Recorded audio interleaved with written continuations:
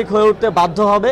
তো সে কারণে আমরা মনে করি এই সংস্কারটা অত্যাবশ্যকীয় এবং দেশের জনগণ যেভাবে দেশকে গড়তে চাইবে, দেশ পুনর্গঠনের সংস্কারের যেই প্রস্তাবনা মানুষের মধ্য থেকে উঠে আসবে সেটার বাস্তবায়ন করাটাই আমাদের দায়িত্ব হবে। এবং রাজনৈতিক দলের ব্যাপারে যেই রিউমার বা কথাবার্তা শোনা যাচ্ছে বা অনেকেই শুনতে চাচ্ছে আমাদের থেকেও, এটা আমরা এর আগেও স্পষ্টভাবে বলেছি, এখনই রাজনৈতিক দল খোলার কোনো অভিপ্রায় আমাদের নেই এবং এই অন্তর্বর্তীকালীন সরকারে যারা আছেন কারোই ক্ষমতার অভিলাষ নেই।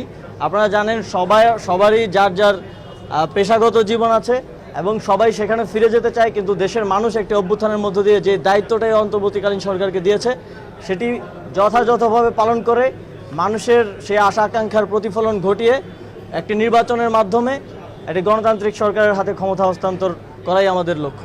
এখন একটা জিনিস একটু স্পষ্টভাবে আপনাদের বোঝা দরকার,